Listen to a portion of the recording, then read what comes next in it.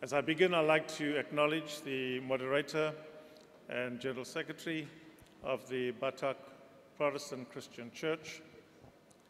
I'd like to also acknowledge the WCC President who are joining me today, and also our youth person who serves on the Central Committee. Karen is somewhere around. I'd like to also acknowledge the moderator of PGI, Reverend Goma. And it is really good to be with you, sisters and brothers. Thank you so much for the opportunity to be present amongst you today. Sebelum mulai, saya ingin menyampaikan salam untuk Eporus AKBP, Sekretaris Jenderal dan jajaran pimpinan AKBP, juga untuk Presiden WCC, Ibu Eri Lebang, untuk Ibu Karen sebagai perwakilan dari WCC yang ada mewakil pemuda dari Indonesia juga di Central Committee, dan Ibu Bapak semua, Pak Pendeta Gomar Gultom, Amang Sekjen, dan semua pembicara lainnya. Saya senang sekali berada di sini. I bring you the greetings of the World Council of Churches, and joining me in these greetings are 352 member churches from 120 countries in the world. Altogether, about 600 million Christians would join with me in saying, God bless you. Saya membawa salam dari Dewan Gereja Dunia yang mewakili 352 gereja-gereja di seluruh dunia dari 128 negara dengan jumlah warga hampir 600 juta orang. Kami membawa salam untuk kita semua dari Dewan Gereja Dunia.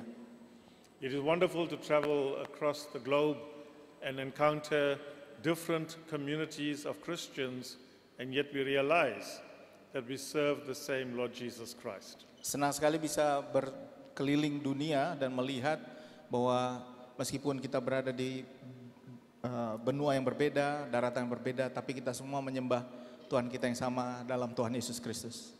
And I am so encouraged to see such a vibrant Christian communities in Indonesia. Dan saya sangat merasa disemangati oleh melihat jemaat Kristen yang sangat hidup di Indonesia.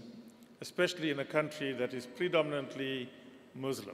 Terutama di negara yang negara mayoritas penduduknya adalah Muslim. Yet the Christian voice and presence is powerful. Tetapi kehadiran dan suara orang Kristen sangat kuat di negeri ini.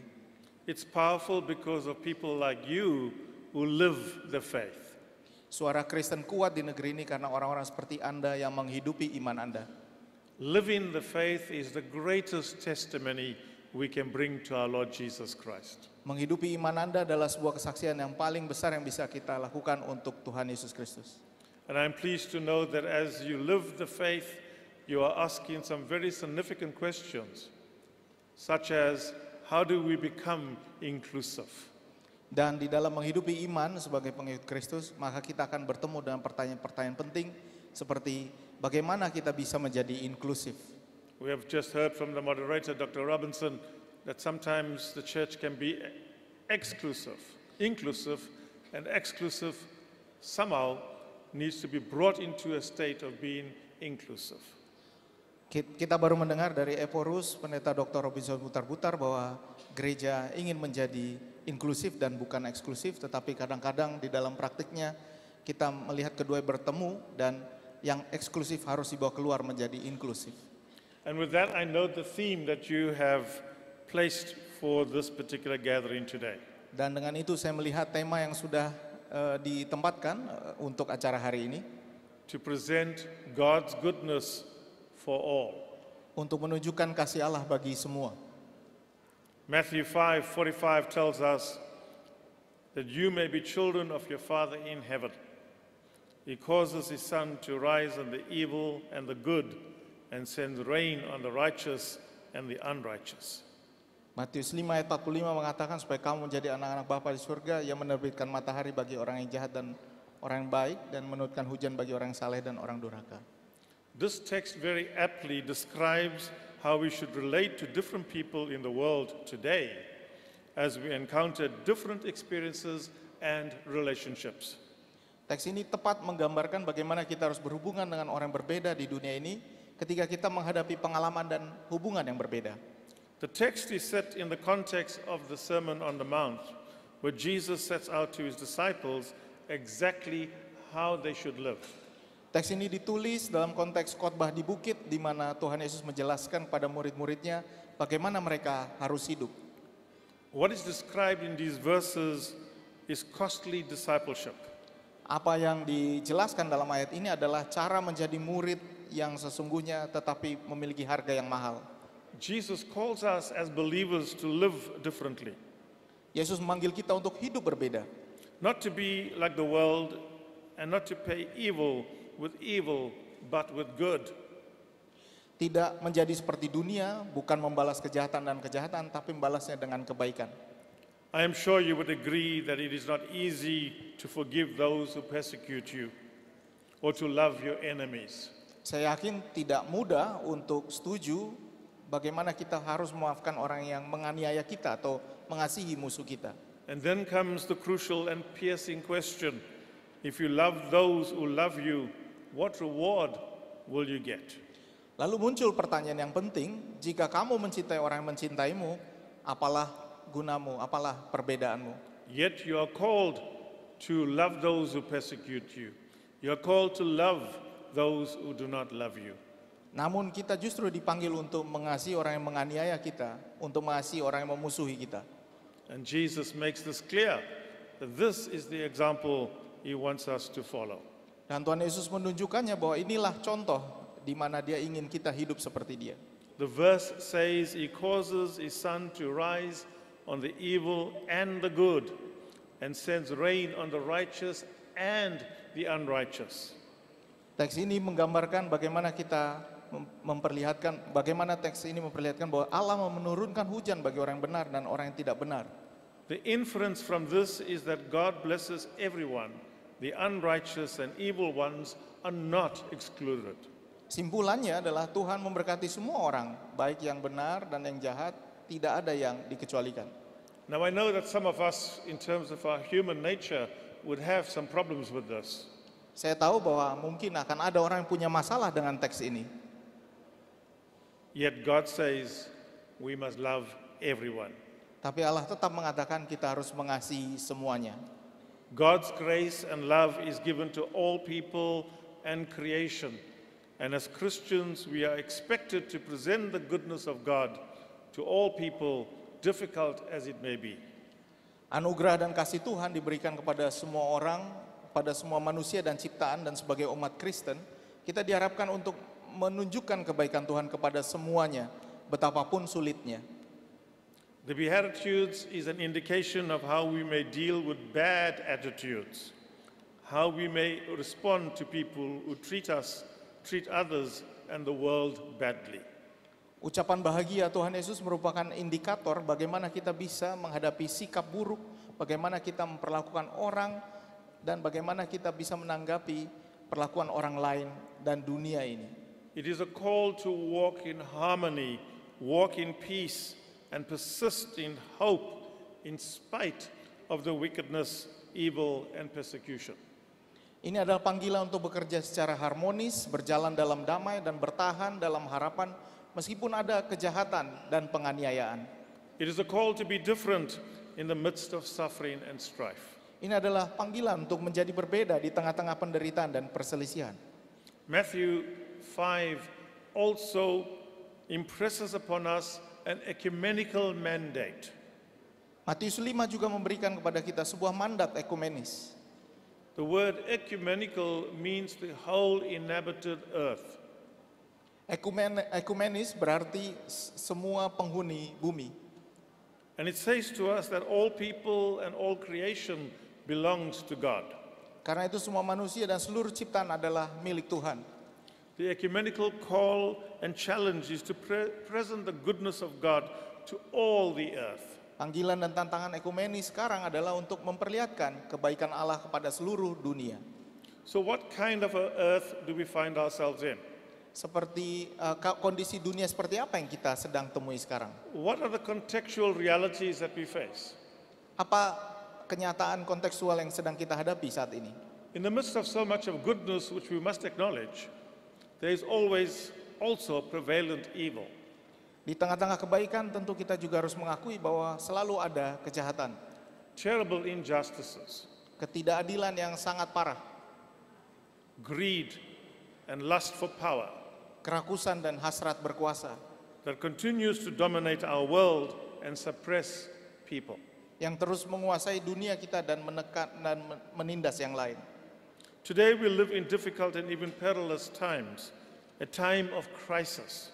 Hari ini kita hidup di tengah-tengah waktu yang penuh dengan krisis. Our current global context has been described by our most recent WCC assembly as a polycrisis. Panggilan yang ditemukan dalam konteks kita pada saat ini adalah sebuah panggilan untuk menghadapi krisis ini. The assembly identified 5 major convincing aspects that define this crisis. Sidang Raya Dewan Gereja Dunia menggambarkan ada 5 poin yang menjadi krisis pada saat ini. Firstly, we speak about the accelerating climate change Yang pertama adalah percepatan perubahan iklim, that threatens lives and livelihoods, mengancam kehidupan dan penghasilan setiap orang, wreaking havoc and even causing the extinction of species. mendatangkan malapetaka dan bahkan menyebabkan kepunahan spesies. Secondly, we see increasing economic inequalities, Kedua, kita melihat kesenjangan ekonomi yang meningkat the result of an unjust economic order, akibat tatanan ekonomi yang tidak adil, has left billions in poverty and stifled progress toward food security and global health care.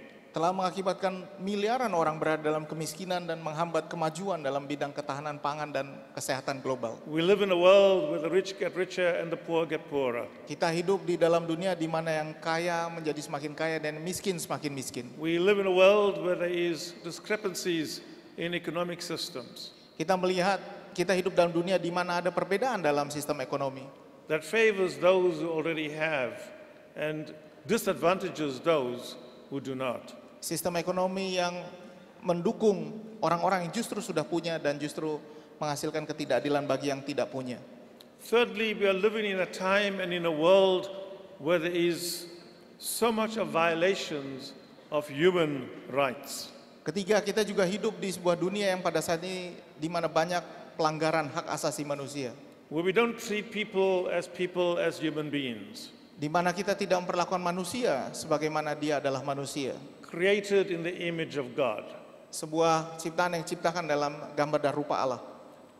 And these human rights that have been violated threatens the dignity and legal status of religious and ethnic and sexual minorities. Dan hak asasi manusia yang sudah terancam ini memperlihatkan kemunduran dari hak-hak mereka dalam identitas, seksualitas, dan identitas mereka. How do we restore human dignity and uphold justice in this context? Bagaimana kita bisa memulihkan hak manusia, martabat manusia di tengah-tengah situasi seperti ini? Fourthly, we are undergoing a crisis of governance.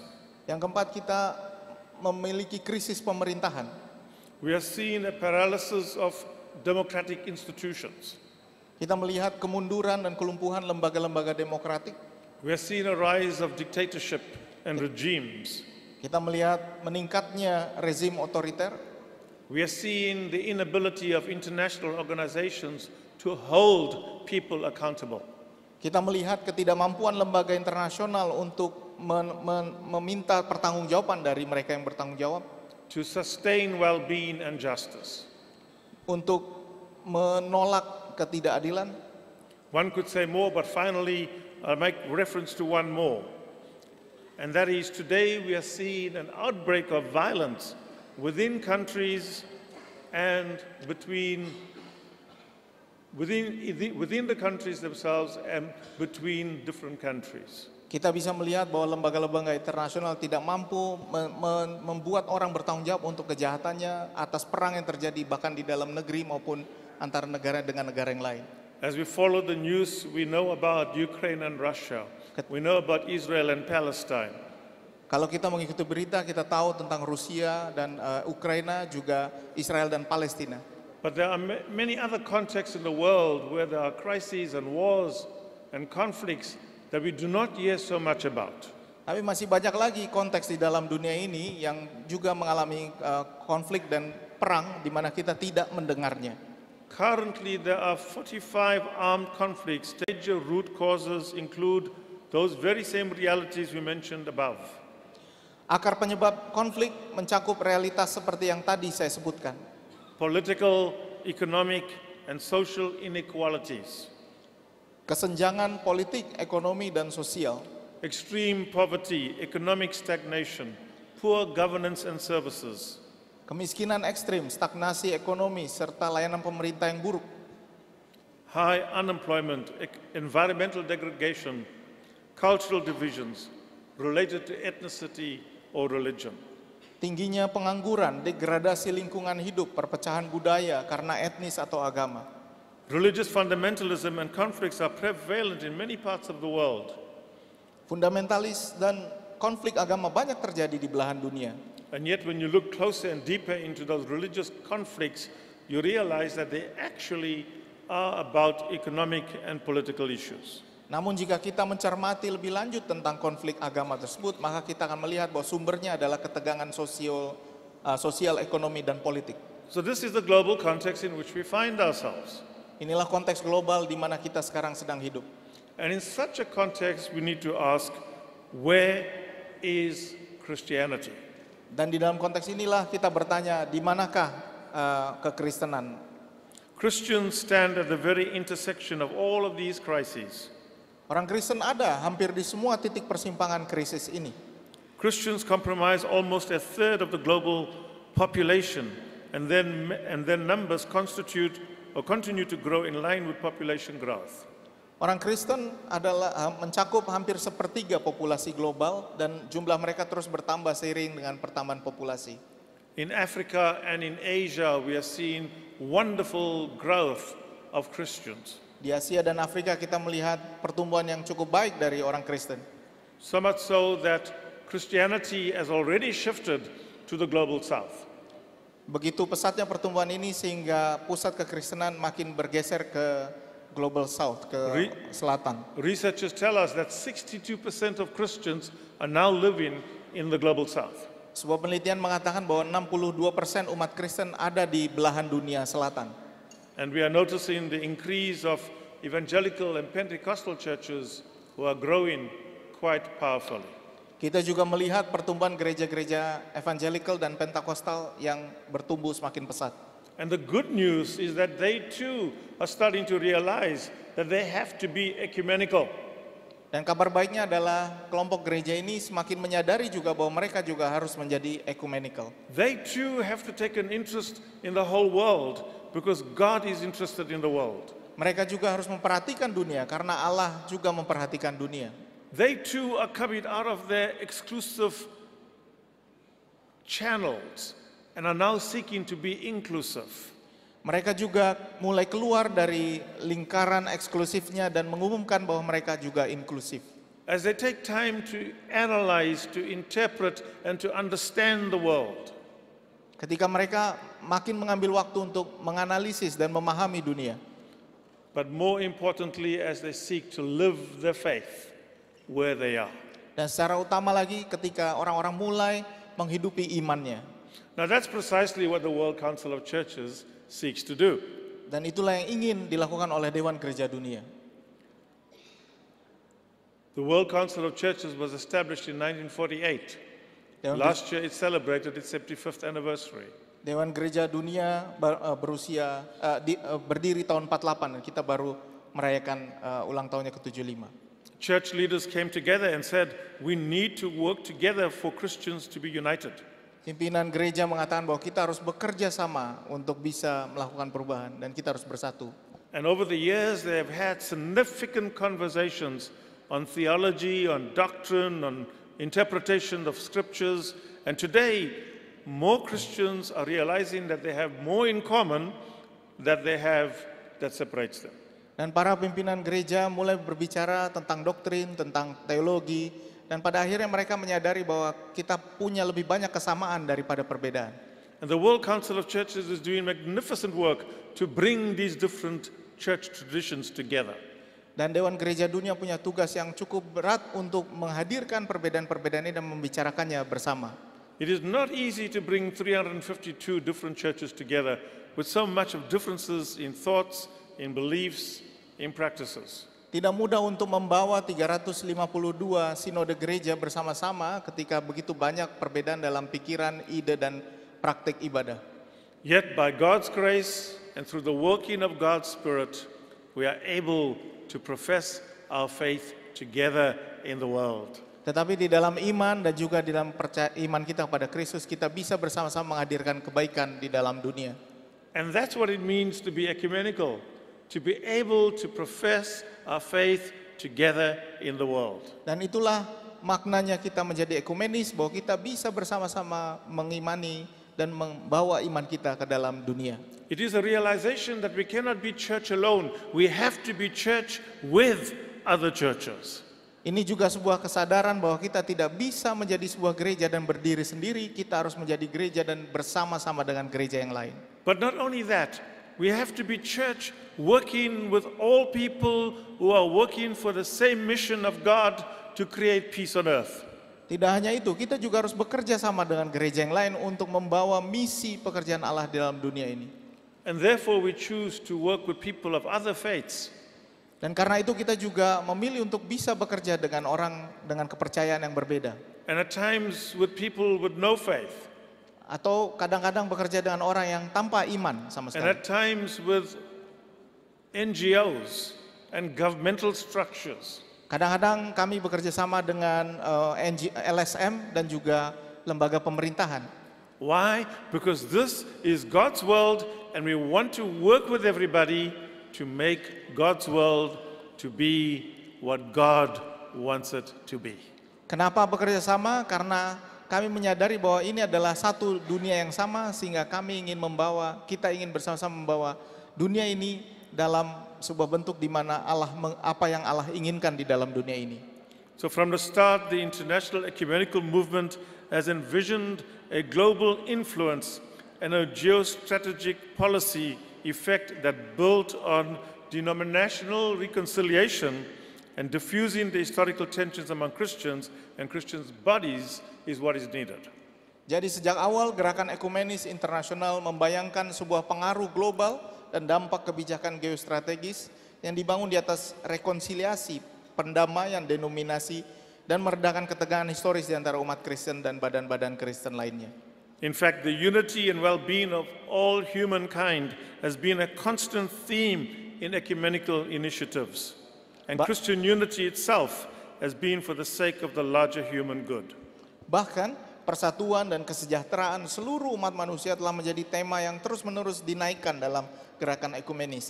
Dan persatuan orang Kristen sendiri bertujuan untuk mencapai kebaikan umat manusia secara keseluruhan.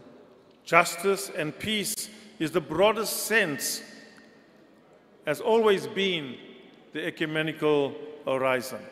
Keadilan dan pendamaian selalu menjadi tema yang menjadi penyatu dari gerakan ekumenis.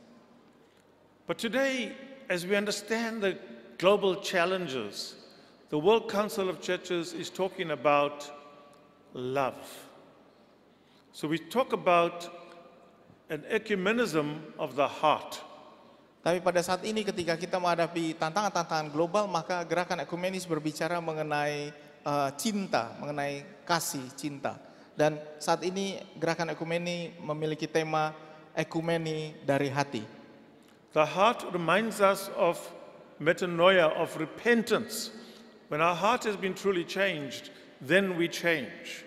Hati adalah suatu hal yang mengingatkan kita akan metanoia, sehingga ketika hati berubah maka keseluruhan kita juga berubah. When the heart is changed, that's when we know what it means to be good to those who do us bad. Ketika hati kita berubah, maka disitulah kita tahu bagaimana kita bisa menjadi baik kepada orang yang tidak baik kepada kita. When the heart is changed, we are able to love those who persecute us and hate us. Ketika hati kita berubah, maka kita akan bisa mengasihi orang yang menganiaya dan memusuhi kita. When the heart is good, we will not demand from others what we think they should be and be in the way we want them to be. Ketika hati kita baik, maka kita juga akan berpikir tentang orang yang serakah dan kita akan mendoakan agar mereka bisa hidup sebagaimana kita hidup juga. When the heart is changed, we are not going to propagate injustices. Ketika hati berubah, kita tidak akan mengampanyekan ketidakadilan.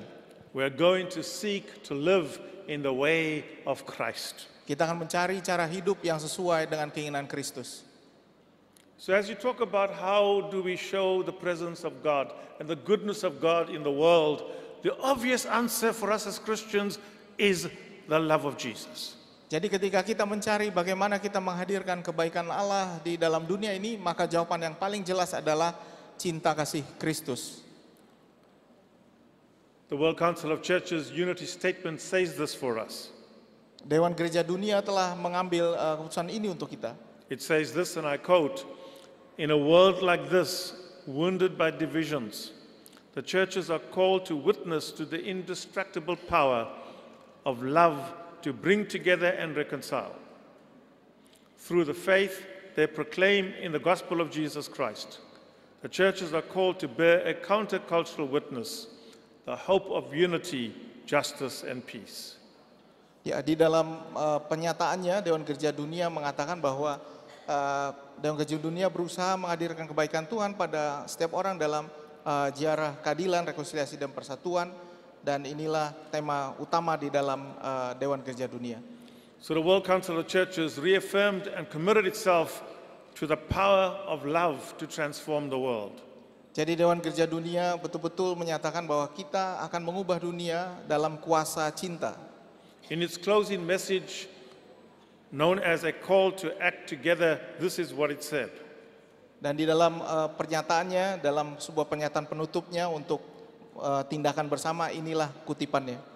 It says, "We will find a strength to act from a unity founded in Christ's love, for it enables us to learn the things that make for peace, to transform division into reconciliation, and to work for the healing of our living planet, and indeed all creation." Ya, I will translate that later. The whole thing. I'm looking at the document first. Sorry, you can continue. You got it? Okay. So, as you look at this particular theme, to present God's goodness to all, love becomes the dynamic dimension through which we do this. Jadi ketika kita melihat tema yang disajikan di depan, maka kita akan melihat bahwa cinta adalah dimensi yang meliputi semuanya ini, yang menyatukan kita. We are called to love our neighbor. Kita dipanggil untuk mengasihi sesama kita. In the past week, we celebrated together the Week of Christian Unity. Di minggu yang lalu kita bersama-sama merayakan Minggu Keutuhan umat Kristen. And that was the theme this year, love your neighbor. Dan itulah tema Dewan Gereja Dunia tahun ini, kasihilah sesamamu. And your neighbor is not just the person next door to you.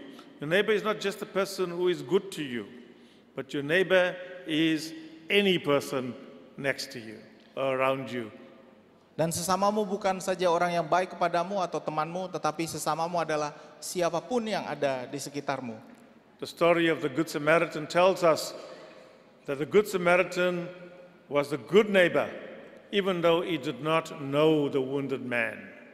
Cerita mengenai orang Samaria yang baik hati adalah cerita tentang sesama yang baik, meskipun dia tidak mengenal siapa yang ditolongnya, tapi dia tetap menolong orang yang kesulitan. Itulah sesama kita. He was not caught up by his race, his culture, his identity. Dia tidak terganggu oleh identitas agama, budaya, identitas lainnya. He saw the man's need and he responded. Dia melihat kebutuhan orang tersebut dan meresponsnya. And that's what the good neighbor is. Dan disitulah sesama yang baik. Who responds to the world's need around you. Untuk merespons kebutuhan dunia yang ada di sekitar kita. And so the World Council of Churches now talks about a pilgrimage. Karena itu Dewan Gereja Dunia sekarang bicara mengenai peziarahan, perjalanan. We talk about a pilgrimage of justice, reconciliation, and unity. Kita bicara mengenai peziarahan, keadilan, perjalanan dan perdamaian dan kesatuan. And we invite all God's people to join with us in this particular pilgrimage. Dan kami mengundang semua orang untuk bersama-sama dalam peziarahan ini. As we seek to publicly witness to the grace of our Lord Jesus Christ Agar kita bisa bersama-sama secara global menjadi saksi akan kasih Kristus. and His love in the world. Dan kasih Kristus di dunia ini. Your church is part of that pilgrimage. Gerejamu adalah bagian dari peziarahan ini. PGI has been walking with us on this pilgrimage the past 8 years and now into a new cycle of another 8 years. PGI telah bekerja sama dengan Dewan Gereja Dunia selama 8 tahun terakhir ini dan akan melanjutkan kerjasama ke depan 8 tahun lagi. And this pilgrimage calls us to solidarity, calls us to action, calls us to invitation, calls us to journey. Peziarahan ini memanggil kita untuk solidaritas, kepedulian, dan bahkan memanggil kita untuk sama-sama berjalan ke depan. And through this pilgrimage, we unite Christians all over the world. Dan melalui peziarahan ini kita menyatukan semua umat Kristen di dunia. But not only Christians, all people of other faiths, all organizations that are working to create a better world for all. Bukan hanya orang Kristen, tapi semua orang dari yang berbeda agama, berbeda organisasi, agar kita bisa mendatangkan kebaikan Allah di dunia. Now, part of what you're reflecting on today in this theme are the challenges to the ecumenical movement. Bagian yang kamu perlihatkan hari ini melalui tema yang disajikan di depan adalah bagian dari tantangan gerakan ekumenis. And I want to reflect on that a little bit. Dan saya mau menjelaskan ini sedikit. One of the most important things to understand, firstly, is that the ecumenical movement is well-resourced theologically. Satu hal yang harus kita pahami bahwa Dewan Gereja Dunia memiliki sumber yang sangat baik mengenai sumber-sumber teologis. And as an ecumenical movement, we are able to gather all the different theological views and experiences of so many different church traditions and pull them together. Dan sebagai gerakan ekumenis kami berhasil mengumpulkan berbagai pandangan teologis yang berbeda, mencoba mengumpulkannya dan menghasilkan berbagai keputusan bersama. And all of these help us to think together, to walk together, to pray together, to act together. Dan semua hal ini membuat kami bisa berpikir bagaimana kami bisa berdoa, beribadah, dan beraksi bersama. But we know that theology can also be an obstacle. Tapi kami tahu bahwa hal ini juga bisa menjadi sebuah hambatan. For centuries, the church tried to understand how they can get the theology together. Selama berabad-abad, gereja-gereja berusaha bekerja sama untuk menyatukan pandangan teologis mereka. And people came along the journey and said, we cannot, we don't agree with you. Dan orang banyak dalam perjalanan ini mengatakan saya tidak bisa melakukannya, saya tidak setuju dengan pandanganmu. But today there's been some really major developments. Tapi belakangan ini ada perkembangan yang sangat besar dalam diskusi tersebut. Some wonderful study documents which Beberapa- shows us that we have more together in Jesus Christ. Beberapa dokumen studi teologi telah menunjukkan bahwa kita semakin menyatu di dalam pandangan teologis dan dalam Kristus. But the second challenge that we are facing is the need to reform the churches. Tapi hambatan kedua yang kita hadapi adalah bagaimana kita bisa mereformasi, membarui gereja. And oftentimes the credibility of the church is also in question. Dan seringkali juga kredibilitas gereja tersebut dipertanyakan. There are things that happen in the church that does not speak good news to the world. Misalnya hal-hal yang terjadi di gereja yang tidak membicarakan, tidak memberitakan kabar baik kepada dunia. When we are bound in conflicts and divisions, it's not good news to the world. Ketika kita ada dalam konflik dan perpecahan dalam gereja, itu bukan kabar baik bagi dunia. When we do not exemplify the qualities of Jesus Christ, we are not showing God's goodness and presence to the rest of the world. Ketika kita sedang berdebat mengenai apa yang Tuhan Yesus ingin tampilkan di dunia, justru saat itu kita tidak menampilkan kebaikan Allah pada dunia. Love, unity, and fellowship does speak positively. Kasih, kesatuan, dan juga persekutuan menunjukkan hal yang positif bagi dunia. But churches have to work with times. Churches have to read the signs of the times. And churches have to reform to be able to proclaim good news to the world. Tapi gereja harus terus bekerja, gereja harus terus membarui dirinya agar bisa memberitakan kabar baik bagi dunia. We never change the substance of our faith, Kita tidak pernah mengganti inti dari iman kita. but we may be called to new styles into which we proclaim the good news. Tapi kita bisa saja memiliki gaya yang berbeda untuk memberitakan kabar baik. And in the ecumenical movement, we are finding that churches have to be open to this. Dan dalam dunia ekumene kami menemukan bahwa kita harus terbuka untuk perbedaan-perbedaan gaya ini. And as the World Council of Churches embraces a variety of different denominations with great senses of diversity, we have to create space for all Christians and believers. Dan sebagai Dewan Gereja Dunia yang memiliki banyak perbedaan, banyak denominasi gereja, kita harus menyediakan sebuah ruangan di mana percakapan mengenai perbedaan ini dimungkinkan. We realize that whilst we retain our identity must be in Christ. Kami sadar bahwa semua identitas kita tetap harus dipertahankan, yaitu identitas kita di dalam Kristus. The third thing is that there is this decolonial imperative for us to actually re-look at things in terms of our interpretations. Dan yang terutama adalah pandangan dekolonialisasi yang membawa kita kepada sebuah cara melihat situasi kita secara berbeda. Christianity has come to many places through colonial powers and influence. Kekristenan telah datang ke berbagai tempat di dunia melalui kuasa kolonial. And now the ecumenical experience helps us to open to new understandings of how people live their Christian faith in their context. Sekarang pengalaman ekumenis membawa kita kepada pemahaman yang baru tentang bagaimana orang-orang Kristen di seluruh dunia menghidupi iman Kristen mereka di berbagai konteks. And that calls us into the fourth point of the need for transformative discipleship, which must become the key tool. Dan inilah yang membawa kita kepada poin keempat, yaitu pemuritan transformatif sebagai alat utama kita. Formation needs to take place in a more intentional way. Pembentukan atau formasi perlu disiapkan dalam cara yang lebih sengaja lagi. Especially when addressing the larger cultural issues such as racism and xenophobia, interreligious tensions, or gender dynamics. Terutama ketika kita menghadapi berbagai isu seperti xenofobia, isu-isu gender, dan dinamika lainnya di dalam dunia ini. Ecumenical movements are called to help churches experiencing those challenges.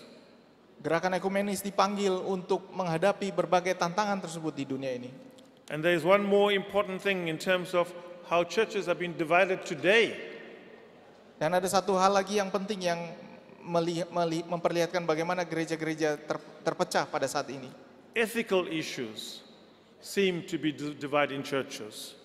Isu-isu etis sepertinya sering menjadi pembeda atau perbedaan dalam gereja. And we need to navigate through those in ways of sensitivity and discernment. Dan kita perlu betul-betul membicarakan hal ini dalam sebuah perenungan yang mendalam.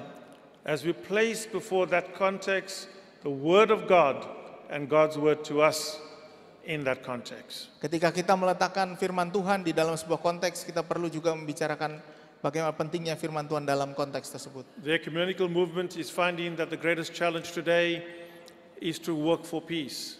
Gerakan ekumeni juga menemukan bahwa yang sulit dilakukan sekarang adalah untuk berbicara mengenai perdamaian. The biggest programs and the most expensive programs of the World Council of Churches are about peacemaking. Program yang terbesar dan yang termahal di Dewan Gereja Dunia adalah tentang menciptakan perdamaian. In a world riddled by conflict and wars, we have no choice but to work for peace. Di dalam dunia yang dipenuhi dengan perang dan perselisihan, konflik, tidak ada cara lain selain membicarakan pendamaian. The World Council of Churches does not try to enter into issues from a political perspective. Dewan Gereja Dunia juga selalu melihat berbagai isu dalam perspektif politis. But we champion for justice. Tapi kita selalu memilih keadilan. We stand where God stands. Kita berdiri di mana Allah berdiri. And the Bible tells us that God stands with the poor, the neglected, the disadvantaged. Dan Alkitab mengatakan bahwa Allah berpihak kepada mereka yang miskin, mereka yang terpinggirkan, mereka yang selama ini tidak mendapatkan kesempatan. And then the final continued challenge is the realization that unity is indispensable. Dan catatan lain adalah bahwa kesatuan harusnya tidak bisa kita tinggalkan. And the World Council of Churches continues to speak about this. Dan Dewan Gereja Dunia terus berbicara mengenai hal-hal tersebut. It continues to call churches to stay together, to pray together, to move together, and to act together. Dewan Gereja Dunia terus memanggil gereja untuk terus bergerak, berdoa, dan menjalani aksi bersama. In the 11th Assembly, we made a very, very powerful statement on unity, and I'm going to read this to you. You have it? Correct. Yes.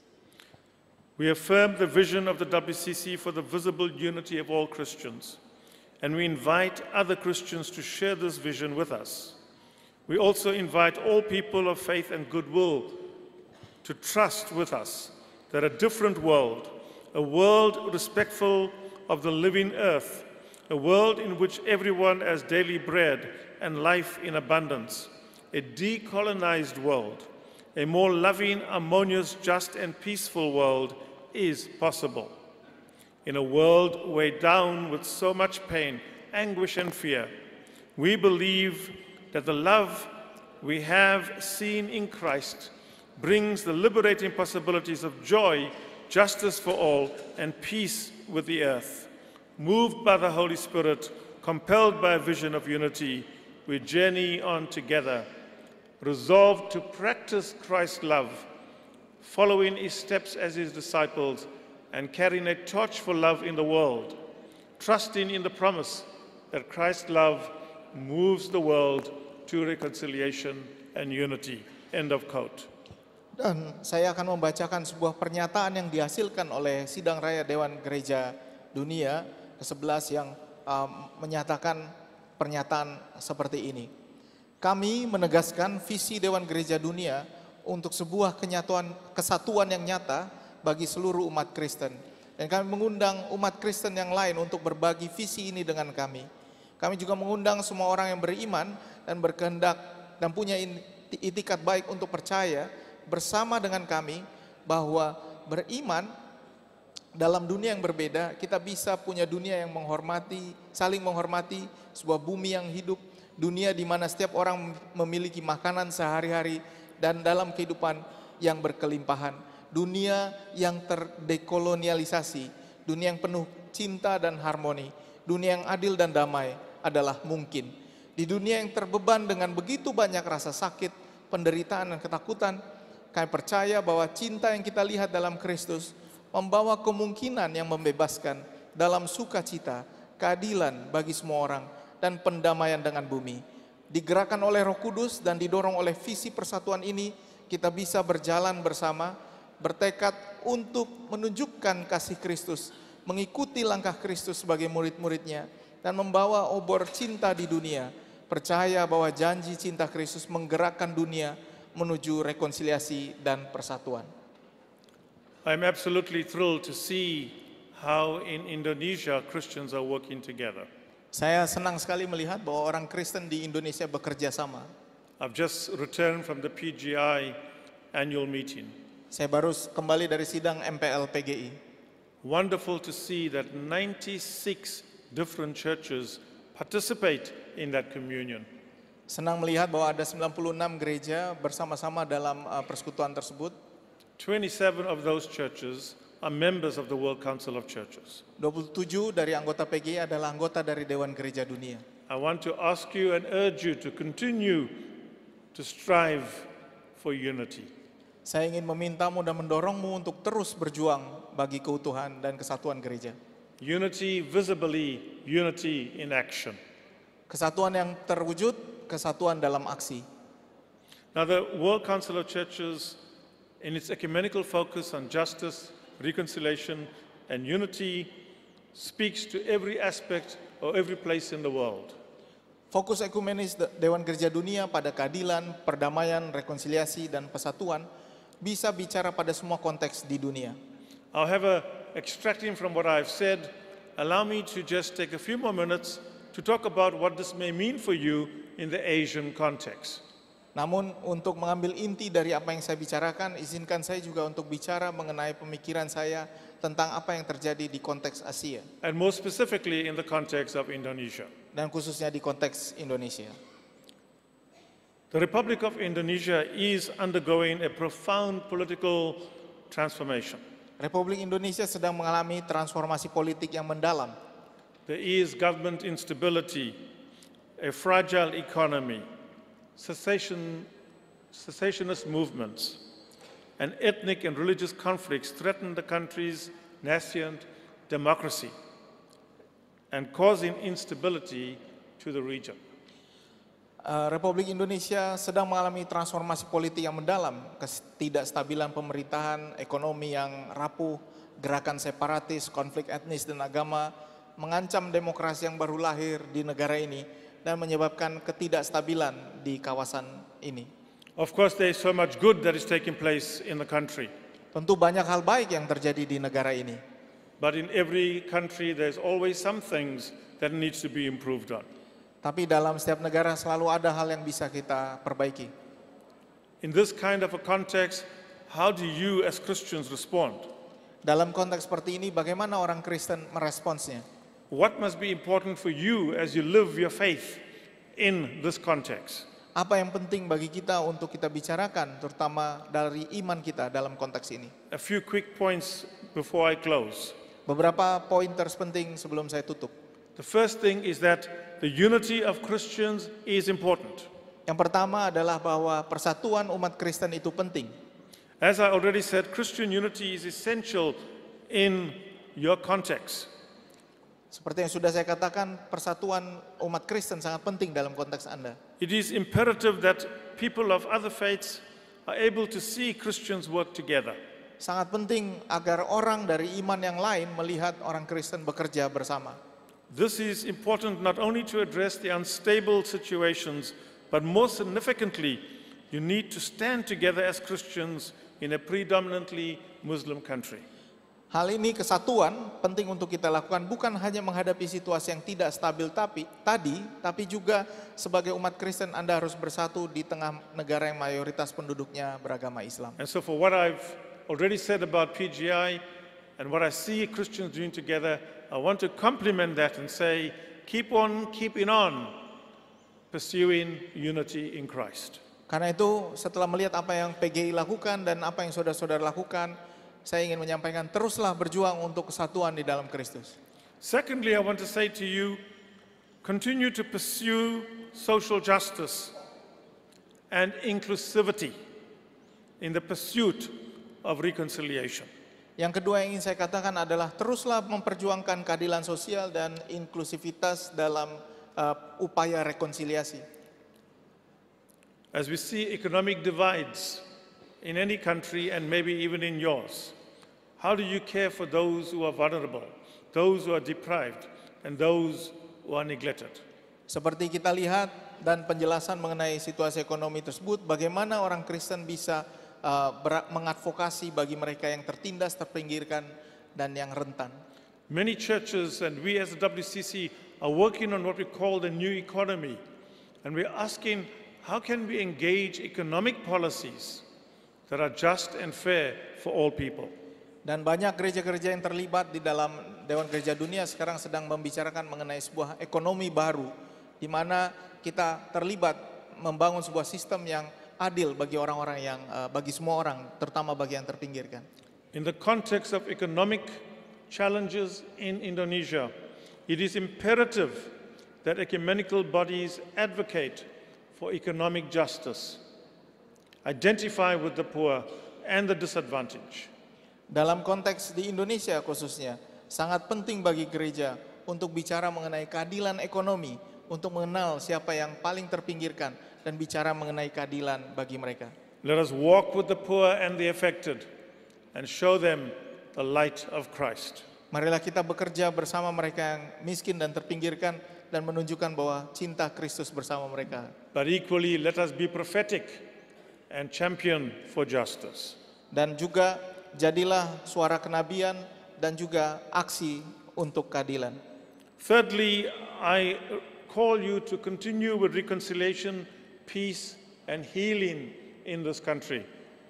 Yang ketiga, saya memanggil saudara-saudara untuk terus bekerja demi pendamaian, rekonsiliasi, kesatuan, dan penyembuhan. In the midst of violence an unstable region in terms of the challenges that you're facing right now, it is important that the church contributes to peacemaking. Dalam situasi yang kamu hadapi pada saat ini, penting sekali agar gereja menjadi agen pendamaian di tengah-tengah situasi demikian. Indonesia is a country of thousands of islands. Indonesia punya ribuan pulau. And with that, there is so many different cultural diversity. There is so much of separate ethnic identities. Dan karena itu banyak sekali identitas yang berbeda dan identitas kesukuan yang berbeda. Whilst these diversities are good and great for us, but they can be problematic. Meskipun perbedaan adalah sebuah kekayaan bagi kita, namun perbedaan juga bisa menjadi masalah. Your role as church and Christians is to integrate, reconcile people so that they can work together. Peranmu di dalam gereja adalah untuk mengintegrasikan, untuk mendamaikan semua orang agar mereka bisa bekerja sama. Fourthly, I want to say that the church must be agents of hope and peace. Yang keempat, gereja harus menjadi agen dari harapan dan pendamaian. So the way we present the goodness of God to all is to proclaim hope in the situations of crisis and distress. Sehingga bagaimana kita bisa memberitakan kabar baik bagi semua orang adalah dengan mengabarkan harapan di tengah-tengah situasi krisis. You are facing your elections in a short time from now. Anda akan menjalani pemilu dalam waktu dekat. And that's what you are busy with as a country and nation. Dan itulah yang sedang Indonesia ini sibuk pada saat ini. Whilst the church does not necessarily get involved in party politics, Meskipun gereja tidak terlibat dalam politik, yet the church has a responsibility namun gereja punya tanggung jawab to tell people that we need to support parties that speak about justice and work for justice. untuk mengadvokasi kepada warga dan mengatakan bahwa kita perlu memilih partai yang mendukung keadilan dan perjuangan untuk keadilan. We've got to support parties that support the poor and take the needs of the poor seriously. Kita perlu mendukung partai yang menolong orang miskin dan memperhatikan kesulitan mereka. We've got to support parties that is working for the unity and the reconciliation of the nation. Kita perlu mendukung partai yang akan mengupayakan pendamaian dan kesatuan bagi seluruh bangsa. We have to support parties that is bent on creating a better Indonesia for all people. Kita akan mendukung partai yang akan menciptakan Indonesia yang lebih baik lagi bagi semua orang. So let's be agents of hope Jadi marilah menjadi agen-agen harapan as we speak in this context at this time. ketika kita bicara dalam konteks dan waktu Indonesia pada saat ini.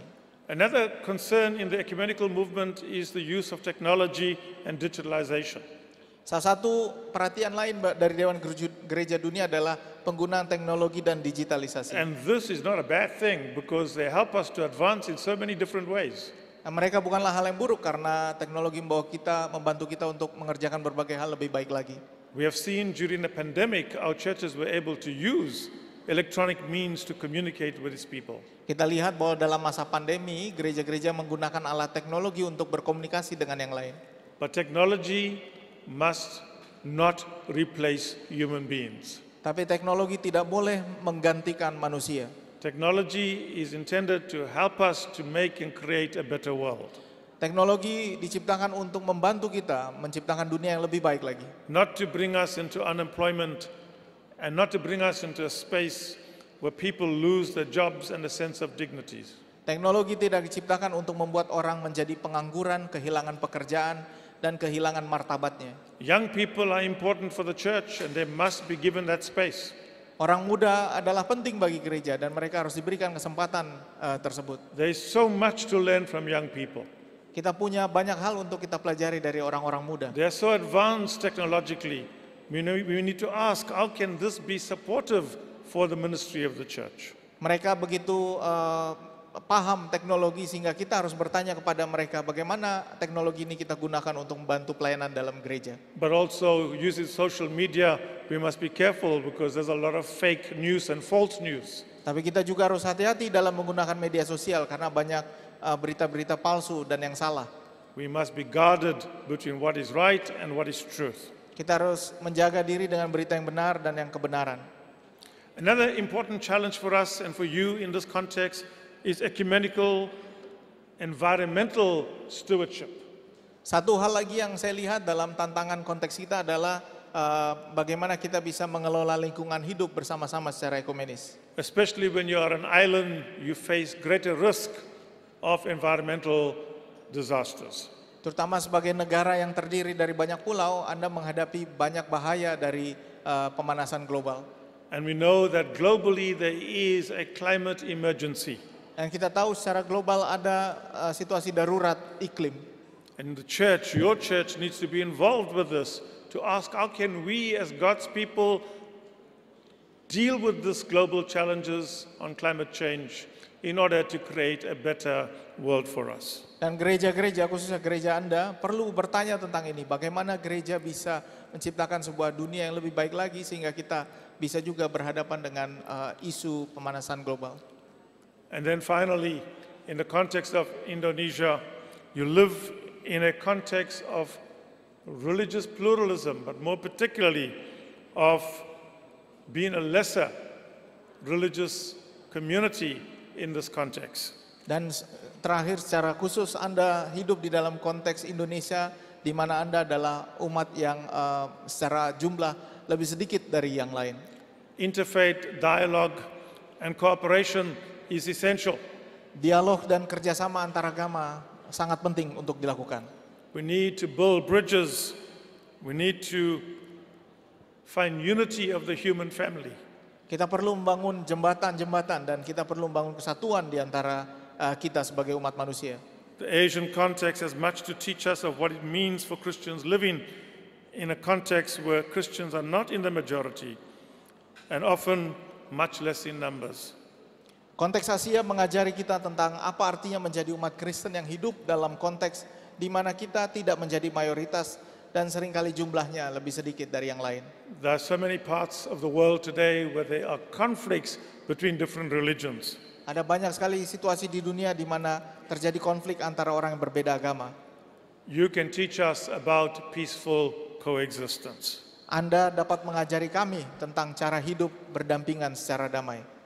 As I close my particular presentation to you now, Saat saya akan menutup presentasi saya saat ini, I go back to the theme that you have been working with in this day. saya kembali kepada tema yang ditunjukkan di depan kita hari ini. We are called to present God's goodness for all. Kita dipanggil untuk menghadirkan kebaikan Allah bagi semua. And if that is what we choose to do, as already been said, we need to be more inclusive rather than exclusive. Dan jika itu yang kita pilih, maka kita semua perlu menjadi lebih inklusif dan tidak eksklusif. Inclusive does not mean you are giving opportunity for other people to come in and to take over.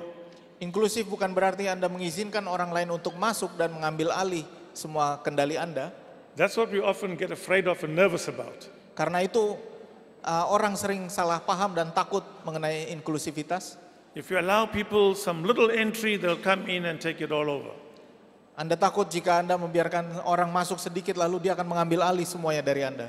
Inclusive means to provide space for others. Inklusif berarti menyediakan ruangan untuk orang lain. It means to respect the space even if you don't agree with them.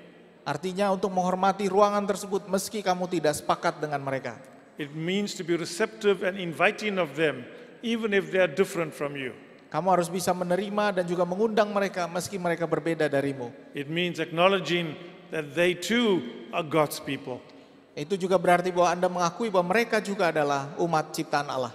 Living in God's world. Hidup di dalam dunia yang diciptakan Allah. And therefore, we need to see God in them. Dan karena itu kita perlu melihat Allah di dalam diri mereka. And not by the limitations of what they represent. Dan bukan oleh keterbatasan apa yang mereka tunjukkan dan wakili. You have chosen an excellent theme for this particular day. Kamu telah memilih tema yang luar biasa tepatnya untuk hari ini. And my prayer and hope is that you will know and learn what it means to be inclusive. Dan doa dan harapan saya adalah bahwa Anda akan tahu apa artinya untuk menjadi inklusif. And that you will joyfully as Christians and as church proclaim the presence of God for all. Dan secara sukacita sebagai orang Kristen kita memberitakan kasih Allah bagi semua. God bless you and thank you for this opportunity. Tuhan memberkati dan terima kasih untuk hari ini. Thank you. Thank you.